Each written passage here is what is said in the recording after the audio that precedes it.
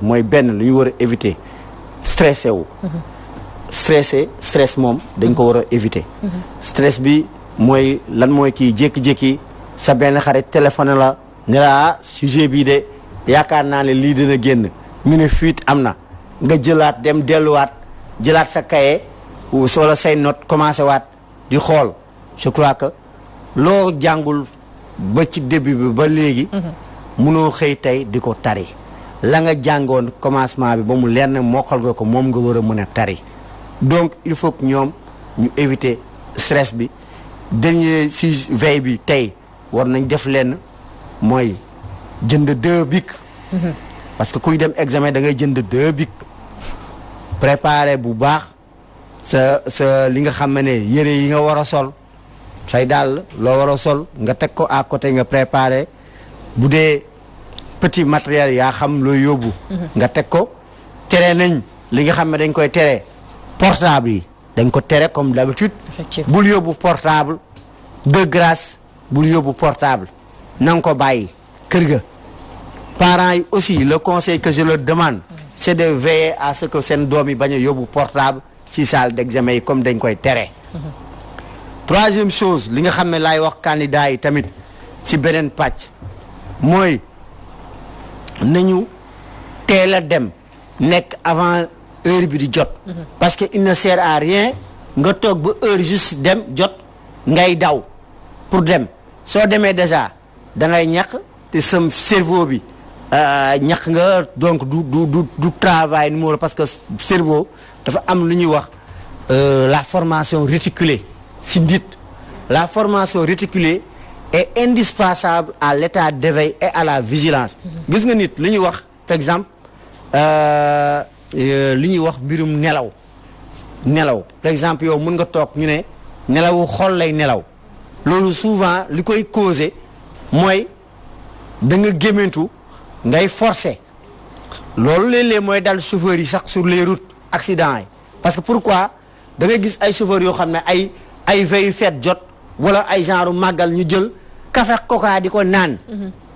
ñuy toog ñuy xoolee ni jékki-jékki rek daal di nelaw nag ñu mbëkk seen baaru oto ñu saaraani parce que boobu formation réticulée bi mooy nelaw. kon loolu je tiens demande au candidat ñu bañ di utiliser ay café excès di yaakaar ne parce que buñ ko naanee dañuy toog dañuy seen xel day ubbeeku yooyu yëpp ce sont des faux problèmes loo jàngul boobu ba léegi du tey benn bés nga koy kii da nga kaa waroon comment xam ne préparer examen. donc si kaw loolu aussi suñ leen joxee sujet yi. may ñaan candidat yi nañu xool bu baax sujet yi. xool ko bu baax xool analyser bien les sujets peut-être que lu ñu war a peut-être dernière minute xool jàng mooy technique yi bu dee dissertation ak commentaire philosophique nan lañ koy defee. les grands axes loolu c'est permis pour ñu xoolaat ko pour ñu bañ a juum ci li ñuy def. ni ñu war a attaquer seen sujet ak yooyu nañu lire sujet yi bu baax. parce que souvent li rey candidats yi dañ lay jox sujet rek ñu ne la nga ne yomb na. ñu ne yomb na rek ñu dem fekk liiruñu ko. may joxe benn exemple musoon na am suñu benn prof sciences naturelles vraiment que remercie Awa Diop Cissé. qui nous a enseigné à Blaise Diagne. donc mu joxe benn kii wu sciences naturelles ñu mu gisee épreuve bi nu mu mel ci benn feuille rek ñëpp ku ne wuu kii bi devoir bi composition bi neex na gaa yëpp commencé. nekk loo def rek boo faussé courbe bi. fekk dafa am benn affaire boo xam ne P égale 2T. c'est-à-dire que sooy def échelle pour pluviométrie bi ak température bi da ngay utiliser double échelle. léegi ne ñi ñëw ñëpp dañoo ñëw rek def courbe bi. fàtte si courbe pluviométrie bi P égale 2T boobu. double échelle bi fàtte ko. mu ñëw mu ne le devoir a été facile très facile. vraiment quelqu'un même qui n'a pas appris il suffisait que qu'il se base des explications ñëpp ne oui madame. mais malheureusement 70% des élèves sont passés à côté rek gars yi commencé triste. mun leen tout le monde a oublié P égale 2T rek gars yi yéen seen bopp. kon candidat yi lire leen bu baax seen sujet yi avant ngeen dem bu leen lii dafa yomb ngeen dem fekk am loo xam ne ni ngeen ko waree traité te tamit soo leen jotee sujet yi d'abord xool leen les mots clés ngeen def ko à côté pour essayer de décortiquer un peu leur signification. Leur signification c'est par rapport à quoi? Parce que en philosophie on te dit une chose, les vérités d'aujourd'hui, comme disait Gaston Bachelard, sont les erreurs de demain. Et que, comme disait aussi Lavoisier, rien ne se perd, rien ne se crée, tout se transforme. Alors, donc, si loolu ñoom tamit nañu xool bu baax li ñu leen di jox su fekkee ni c'est lié à la science mooy épistémologie, ils n'ont qu'à se rappeler aussi d'une chose mooy bu ñu leen joxee benn sujet surtout qui a trait à la science. Science dafa am ay mots yoo xam ne la plupart des noms scientifiques sont tirés du grec et du latin. Grec ak latin presque boo xoolee même ñuy def médecine bu njëkk ba léegi peut-être lañ négligé grec ak latin, mais la plupart des noms scientifiques même des plantes par exemple soo ñëwoon tey nga jël li ñuy wax acacia albida mooy kadd garabu kadd. Donc c'est tiré de nom scientifique. Kadd mooy nom vernaculaire bi nom scientifique bi di acacia albida mooy acacia. Donc mën nañ la jox ay kiiwu scientifique termes yi mais war nga toog bu baax lire ko parce que benn affaire bu ndaw yow mën nga ne da ngay def similitude. déedéet liiral bu baax sujet bi galaa nga koy kii. bu dee tamit ñi nga xam ne série littéraire yi aussi même chose, ne vous pressez pas. Faites-vous un timing. Candidat, da ngay def sa timing, ngay traiter ce sujet. Tant d'heures pour lire le sujet et le comprendre. Tant d'heures pour formuler, par exemple, l'introduction. Tant d'heures pour faire le développement et tant d'heures pour la conclusion. Et dans tous les cas, da nga war a def ay parties, ay thématiques bu ci nekk. Ne essayez aussi au maximum d'argumenter. Parce que il ne sert à rien de venir nga ne non damay def benn genre réciter court. Non. amul réciter du lool. Problème bi mooy argumenter. Il faut bien argumenter ta pensée. Parce que boo ñëw jël sujet rek ñu jox la ko nga ne bon mu ñu ma waxal ne ma lii lañ ma waxoon kii nu mu tudd classe naa ñëw je rends les mots du professeur déedéet. loolu du loolu yow da nga war a aussi créer un style qui va convaincre. Parce que qui va convaincre le professeur bi lay corriger. D'autant plus que c'est sur pli fermé kenn xamul kenn numéro yi ñu ñëw jox la na. Donc loolu yëpp moo tax may wax candidat yi bu ñu pressé wu nañ def time parce que da ngay gis ay examen ñoo xam ne dañuy def 15 minutes rek ñu ñëw rendre seen copie dem seen yoon waaw léegi nag bu ñu ñëwee après ñu jot seen relevé ñu gis matière boobu note bi ñu ci am ñu jaaxle ñu ne lii lu mu mën a nekkee alors que ils n'ont pas pris le temps de bien lire leur sujet. loolu yéen tamit soo leen amee ay yeneen conseil je crois que le débat est ouvert avant ñuy dem ci beneen thème. Je pense que conseil yi ñu amoon yëpp joxe nga ko mais juste un dernier point aussi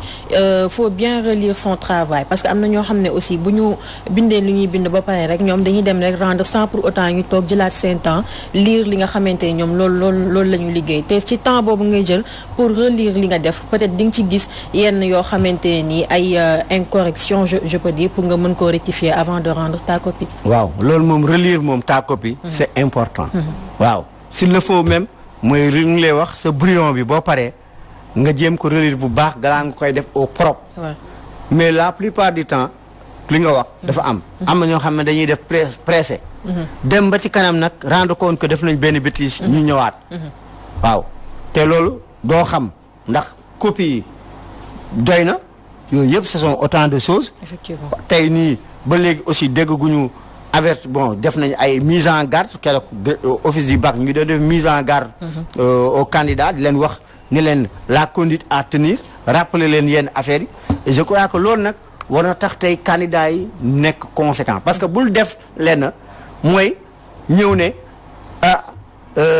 mbir bi daal garaawul alors que dañ la wax yow citoyen nul n'est censé ignorer la loi. te comme le bac c'est presque le premier diplôme universitaire yow avant ngay dem xamal ne am na ay sanctions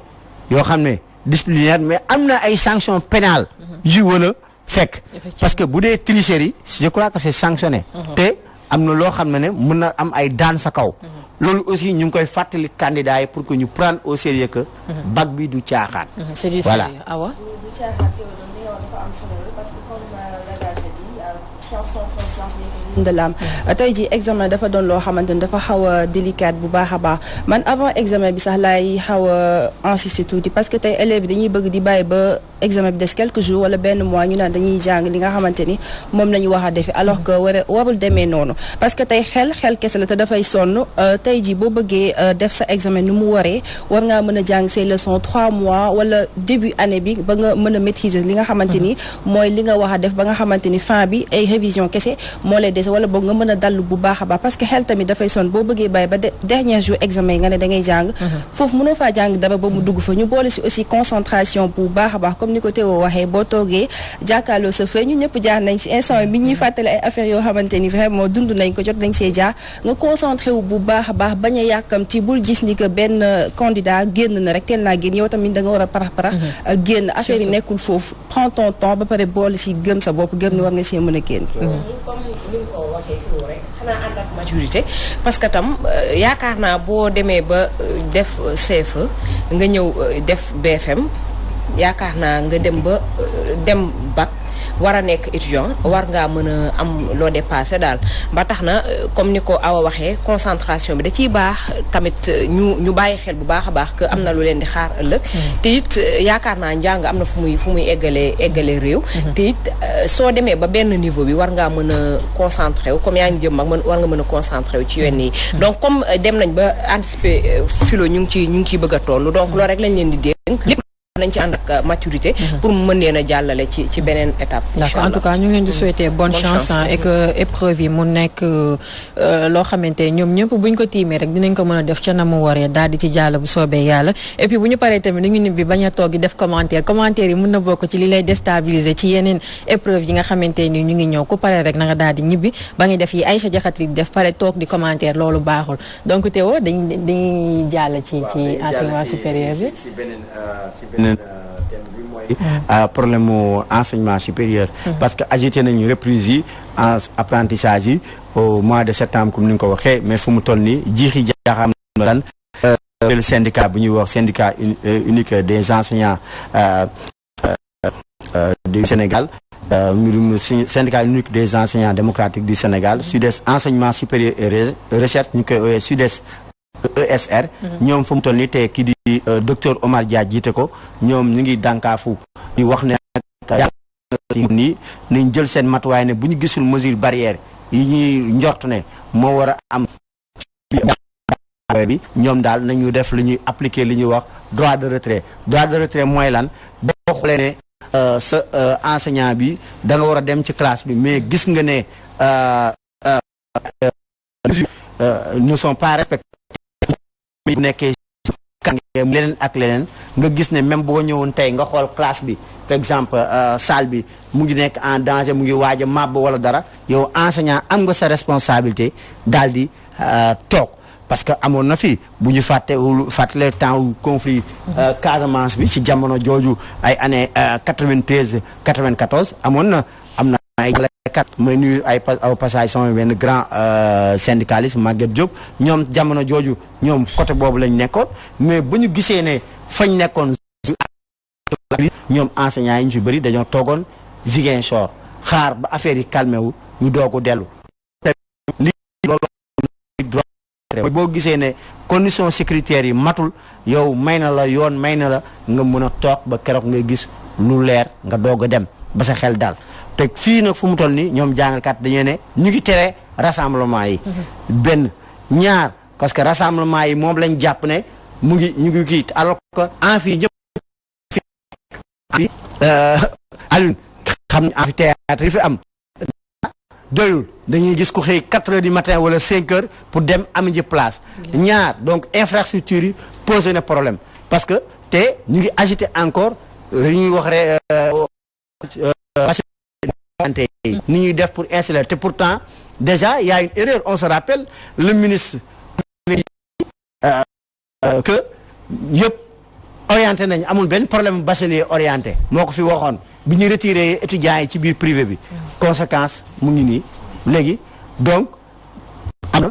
problème de communication parce que président moom wax na lii président jaar na le kon moom waxam gi dafa xaw a doy waar. teene xel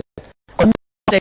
ils ont eu raison que xale yi ba ñu doon génn Ziguinchor ak feneen di naan kenn orienté wu leen. moom mu ne gouvernement bi ñëpp orienté nañ amul benn problème tey on dirait que y a problème de communication dans le gouvernement parce que les gens on communique à rang dispersé mais aussi on communique mal parce que kii bu waxee lii kële wax lële finalement les populations ont des problèmes pour ne si kan lañu fi yeewu so loolu am recadrage dans le gouvernement sur la communication te actuellement tey nii soo xoolee si problème boobu may wax ñoom ñu ngi tere rassemblement gouverneur génnee na mesure ne comme quoi que amuñu fii 4 mois mesure yi rassemblement yeex yooyu dañ ko tere problème de port de masque yeneen mesure barrière léegi je crois que yooyu yëpp est-ce que étudier nañ ko en amont te aussi enseignants yi syndicalistes ñu ngi évoqué beneen affaire ñu ne que reprise cours warul jugee si président peut-être mën na conseiller mais mesure bi warul jugee ci moom. tout dépend de la sécurité de l'espace universitaire. C'est une question pédagogique ne nañ donc du affaire nguur la war a jóge pour ñu war a def apprentissage yi reprise yi kon déjà loolu am na problème donc à ce niveau ñii ils convoquent la loi parce que la loi qui régit par les universités ñii ils disent que un décret parce que décret moo andi woon affaire état d'urgence couvre-feu tey moo war a ñëw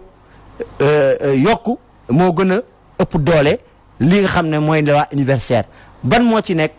kenn xamuñu ndax léegi il faut convoquer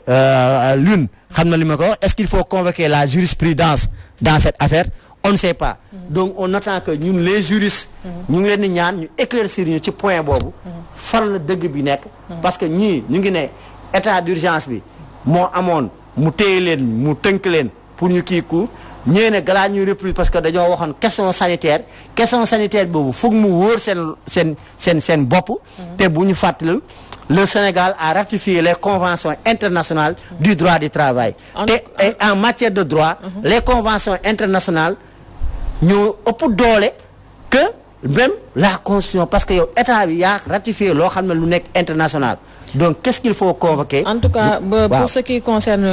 les rassemblements moom wax dëgg fa neex yàlla xaw ma nag naka lañ ko nar a lijjantee mais loolu moo nar a poser problème parce que ku ne université wax li nga xamante moo di rassemblement te loolu rek dafa nekk vecteur de transmission du virus donc ñu ngi ñaan ñu jël ci matukaay yi ñu ci war a jël yëpp bu ko defee reprise bi mën a jaar ci yoon incha allah Théodore Semedo ñu ngi lay jaajëfal bu baax a baax ci li nga ñu indiloon jox la rendez-vous semaine prochaine incha allah. waaw en tout cas may wax au passage téléspectateurs yi comme li may wax rek fii nag c'est une tribune d'échange pour essayer de trouver des solutions. Donc on n'est pas là pour imposer. képp ku mu wax dara bu jàppee ne lii pour yàq la. comprendre. Nos téléphones sont ouverts on ne ferme pas nos téléphones. képp ku gis conseil lu mën a améliorer jàng moo ñu tax a jug. et que on tend la main à tout le monde. nañu comprendre leen je dis chaque fois je le rappelle école publique de grâce. yéen ñii nekk ci nguur gi moo leen forger ngeen nekk lu ngeen nekk tey. D'accord. Donc yéen ñëpp képp ku ko salfaañee tey amal nga baakaar benn jàngalekat yooyu amal nga baakaar askan